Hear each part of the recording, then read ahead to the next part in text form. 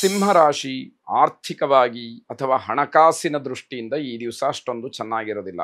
ಹಾಗಾಗಿ ಹಣಕಾಸಿನ ವ್ಯವಹಾರಗಳನ್ನು ಏನೇ ಇದ್ದರೂ ಕೂಡ ಇವತ್ತು ಮಾಡದೇ ಇರತಕ್ಕಂತಹದ್ದು ಒಳ್ಳೆಯದು. ಹಾಗಂತ ದಿನನಿತ್ಯಕ್ಕೆ ಬೇಕಾಗತಕ್ಕಂತಹ ವ್ಯವಹಾರವಾಗಲಿ ಅಥವಾ ಯಾರಿಗೋ ಹಣವನ್ನು ಕೊಡಬೇಕಾದಂತಹ ಸಂದರ್ಭಗಳಿದ್ದಾಗ ಅದಕ್ಕೆ ಏನೋ ಕಾರಣಗಳನ್ನು ಹೇಳಿಕೊಂಡು ತಪ್ಪಿಸ್ಕೊಳ್ಳುವಂಥದ್ದು ಖಂಡಿತ ಒಳ್ಳೆಯದಲ್ಲ.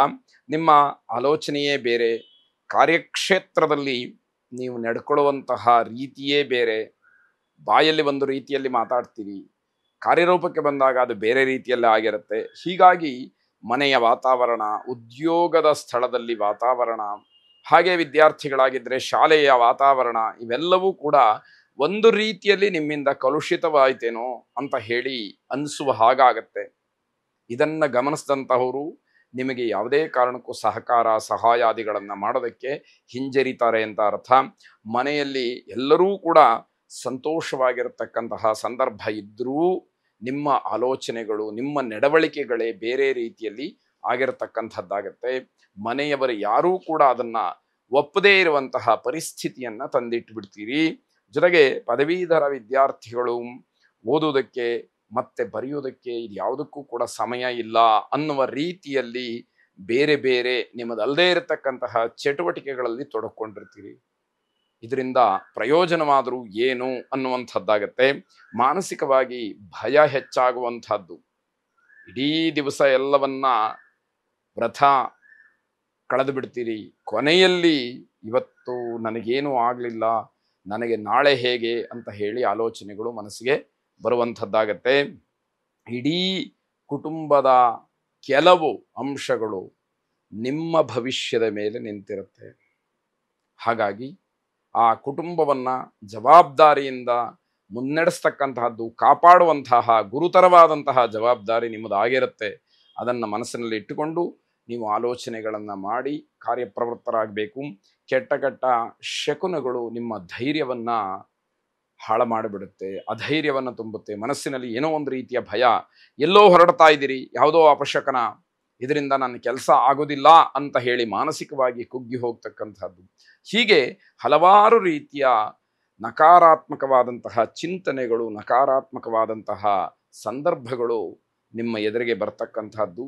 ಶನೈಶ್ಚರನನ್ನ ವಿಶೇಷವಾಗಿ ಪ್ರಾರ್ಥನೆ ಮಾಡಿ, ಅನುಕೂಲ ಇದ್ದವರು ಶನಿದೇವರಿಗೆ ನೀಲಿ ಹೂವುಗಳನ್ನು, ನೀಲಿ ಬಣ್ಣದ ಹೂವುಗಳನ್ನು ಅರ್ಪಣೆ ಮಾಡಿ ಶುಭವಾಗಿ.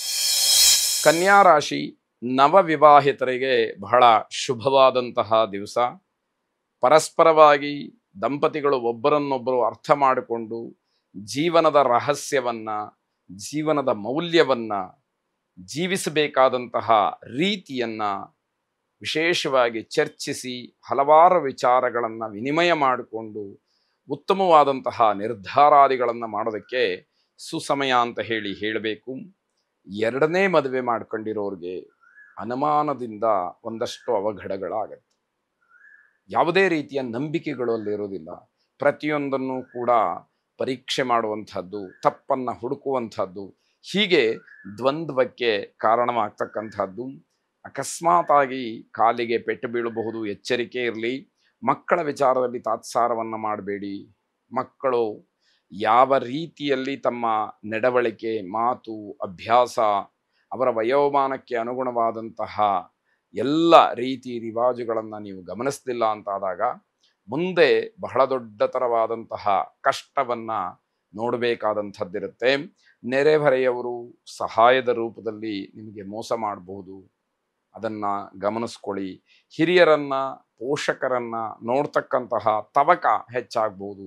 ಎಲ್ಲೋ ಮನೆಯಿಂದ ದೂರದಲ್ಲಿದ್ದರೆ ತಂದೆ ತಾಯಿಗಳನ್ನು, ಪೋಷಕರನ್ನು ಒಂದು ಸಾರಿ ನೋಡಬೇಕು ಅನ್ನುವಂತಹ ಆಸೆ ಹುಟ್ಟಬಹುದು. ಸ್ವಯಂವರ ಪಾರ್ವತಿಯನ್ನು ವಿಶೇಷವಾಗಿ ಪ್ರಾರ್ಥನೆ ಮಾಡಿ ಆ ಜಗನ್ಮಾತೆ ನಿಮ್ಮೆಲ್ಲ ಕಷ್ಟಗಳನ್ನು ದೂರ ಮಾಡಲಿ. ಉತ್ತಮವಾದಂತಹ ಒಂದು ಸಂದರ್ಭವನ್ನು, ಉತ್ತಮವಾದಂತಹ ವಾತಾವರಣವನ್ನು ನಿಮಗೆ ಅನುಗ್ರಹ ಮಾಡಲಿ. ಶುಭವಾಗಿ. ತುಲಾರಾಶಿ ಆಧುನಿಕ ತಂತ್ರಜ್ಞಾನದ ಬಗ್ಗೆ ಹೆಚ್ಚಿನ ಆಸಕ್ತಿ ಬರ್ತಕ್ಕಂಥದ್ದು. ತಂತ್ರಜ್ಞಾನದ ಅಳವಡಿಕೆಯಿಂದ ಹೆಚ್ಚಿನ ಕೆಲಸಗಳನ್ನು ಮಾಡಬಹುದು ಅನ್ನುವಂತಹ ಕುತೂಹಲ, ಅದರ ಪ್ರಯೋಗ ಇವೆಲ್ಲದಕ್ಕೂ ಕೂಡ ನೀವು ಮುಂದಾಗುವಂಥದ್ದಾಗತ್ತೆ. ಸರ್ಕಾರಿ ಉದ್ಯೋಗಿಗಳಿಗೆ ವರ್ಗಾವಣೆಯ ಭಯ ಕಾಡುವಂಥದ್ದು. ಇವತ್ತೇ ಆಗ್ಬಿಡುತ್ತೆ ಅಂತಲ್ಲ, ಆ ರೀತಿಯ ಒಂದು ಸೂಕ್ಷ್ಮ ಅಥವಾ ಆ ರೀತಿಯ ಭಯ ಮನಸ್ಸಿನಲ್ಲಿ ಹುಟ್ಟುವಂಥದ್ದಾಗತ್ತೆ. ನಿಮ್ಮ ಶಕ್ತಿ, ಸಾಮರ್ಥ್ಯ, ಹಣದ ಖರ್ಚು ಇವೆಲ್ಲವನ್ನ ಗಮನಿಸಿಕೊಂಡು ಅದರಿಂದಲೇ ಕೆಲಸವನ್ನ ಗಿಟ್ಟಿಸ್ಕೊಂಡಿರ್ತಕ್ಕಂಥವ್ರಿಗೆ ಸ್ವಲ್ಪ ಅನುಮಾನ ಅಥವಾ ಅಶುಭ ಅನ್ನುವಂತಹ ಸೂಚನೆಗಳಿದೆ. ಅದರ ಬಗ್ಗೆ ಸರಿಯಾದ ಚಿಂತನೆಗಳಿರಲಿ. ನ್ಯಾಯಾಲಯದಲ್ಲಿ ಏನಾದರೂ ಕೆಲಸಗಳಿದ್ದರೆ ಅದು ಇತ್ಯರ್ಥ ಆಗದಲ್ಲೇ ಇನ್ನೊಂದಷ್ಟು ಸಮಸ್ಯೆಗಳು ಹೆಚ್ಚಾಗುವಂಥದ್ದಾಗತ್ತೆ. ಚಿಕ್ಕ ಪುಟ್ಟ ವ್ಯಾಪಾರಿಗಳಿಗೆ ಅವರವರ ಬಂಡವಾಳಕ್ಕನುಗುಣವಾದಂತಹ ಲಾಭ ಸಿಕ್ಕುವಂಥದ್ದಾಗತ್ತೆ. ವಿಶೇಷವಾಗಿ ಹಾವಿನಿಂದ ತೊಂದರೆ ಆಗಬಹುದು ಅಂತಕ್ಕಂಥದ್ದು. ಅಂದರೆ ಹಾವು ಅಂತ ಮಾತ್ರ ಇಟ್ಕೊಳ್ಬಾರ್ದು, ವಿಷಜಂತುಗಳಿಂದ ಅಥವಾ ವಿಷದಿಂದ ತೊಂದರೆ ಆಗ್ತಕ್ಕಂತಹ ಸೂಚನೆಗಳಿದೆ. ಅಷ್ಟಕುಲ ನಾಗೇಂದ್ರನನ್ನ ಪ್ರಾರ್ಥನೆ ಮಾಡಿ ಶುಭವಾಗಿ. ವೃಶ್ಚಿಕ ರಾಶಿ ಪುಸ್ತಕ ಪ್ರೇಮಿಗಳಿಗೆ, ಸಾಹಿತ್ಯಾಭಿಮಾನಿಗಳಿಗೆ, ಕಲಾ ಪ್ರೇಮಿಗಳಿಗೆ ಬಹಳ ಶುಭವಾದಂತಹ ದಿವಸ ಇದು. ಪುಸ್ತಕದ ಪ್ರಭಾವ ನಿಮ್ಮ ಮೇಲೆ ಹೆಚ್ಚಿನದಾಗಿ ಕೆಲಸವನ್ನ ಮಾಡ್ತಕ್ಕಂಥದ್ದಾಗತ್ತೆ. ಜಗತ್ತಿಗೆ ಅಥವಾ ನಿಮ್ಮ ಪರಿವಾರಕ್ಕೆ, ನಿಮ್ಮ ಉದ್ಧಾರಕ್ಕೆ ಯಾವುದೆಲ್ಲ ಒಳಿತು ಅಂತ ಹೇಳಿ ಚರ್ಚೆಯನ್ನ ಮಾಡ್ತಕ್ಕಂತಹ ದಿವಸವಾಗುತ್ತೆ. ಬೇಡದ ವಿಚಾರಗಳನ್ನ ಆದಷ್ಟು ದೂರ ಮಾಡಬೇಕು ಅನ್ನುವಂತಹ ನಿರ್ಧಾರಕ್ಕೆ ನೀವು ಬರುವ ಹಾಗಿದೆ. ಮನೆಯ ಹತ್ತಿರದಲ್ಲಿ ಸ್ವಲ್ಪ ಬೆಂಕಿಯ ಅವಘಡ ಕಾಣಿಸ್ಕೊಳ್ಬಹುದು, ಅಥವಾ ನೀವು ಕೆಲಸ ಮಾಡ್ತಕ್ಕಂತಹ ಸ್ಥಳದಲ್ಲಿ ಅಥವಾ ಇನ್ಯಾವುದೋ ಒಂದು ಸಾರ್ವಜನಿಕವಾದಂತಹ ಸ್ಥಳದಲ್ಲಿ ಹೀಗೆ ನೀವು ಅದಕ್ಕೆ ಸಾಕ್ಷಿಯಾಗ್ತಕ್ಕಂಥದ್ದು. ಅದರಿಂದ ಎಚ್ಚರಿಕೆಯಿಂದ ಇರಬೇಕಾದಂಥದ್ದು. ಯಾವುದೇ ರೀತಿಯ ಅಪೇಕ್ಷೆಯನ್ನು ಇಟ್ಕೊಳ್ಳದೆ ಯಾರು ಸಹಾಯವನ್ನು ಮಾಡ್ತಾರೆ ಅಂಥವರಿಗೆ ಬಹಳ ಒಳ್ಳೆಯದಿರತಕ್ಕಂಥದ್ದು. ಜೀವನದಲ್ಲಿ ಜುಗುಪ್ಸೆ ಅಥವಾ ವೈರಾಗ್ಯ ಅಂತಕ್ಕಂಥದ್ದು ಪ್ರಾರಂಭ ಆಗುತ್ತೆ.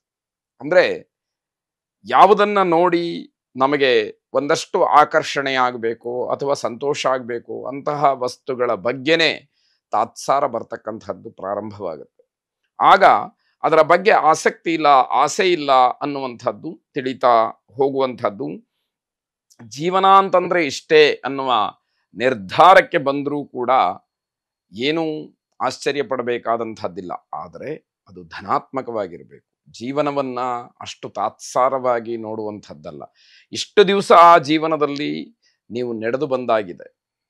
ಇನ್ನು ಮುಂದಕ್ಕೆ ಒಳ್ಳೆಯ ರೀತಿಯಲ್ಲಿ ಧನಾತ್ಮಕವಾಗಿ, ಸಾಮಾಜಿಕವಾಗಿ, ಸಾರ್ವಜನಿಕವಾಗಿ ಏನೆಲ್ಲ ಒಳಿತನ್ನ ಮಾಡಬಹುದು, ಸಮಾಜಕ್ಕೆ ಏನೆಲ್ಲ ಸಂದೇಶಗಳನ್ನ ಒಳಿತಾಗಿ ಕೊಡಬಹುದು, ನಮ್ಮ ಕಿರಿಯರಿಗೆ ಯಾವ ಕಿವಿಮಾತನ್ನ ನಾವು ಹೇಳಬಹುದು, ಹೀಗೆಲ್ಲ ಆಲೋಚನೆಗಳನ್ನ ಇಟ್ಟುಕೊಂಡು ಮುಂದುವರಿಬೇಕೇ ಹೊರತು ಜೀವನ ಅಂದ್ರೆ ಇಷ್ಟೇ, ನಾನು ಎಲ್ಲ ಅನುಭವಿಸಿ ಆಗಿದೆ, ಎಲ್ಲ ನೋಡಿ ಆಗಿದೆ ಅಂತಕ್ಕಂತಹ ಧೋರಣೆಯ ಮಾತು ಖಂಡಿತವಾಗಿ ಬರಬಾರದು ಅಂತ ಅರ್ಥ.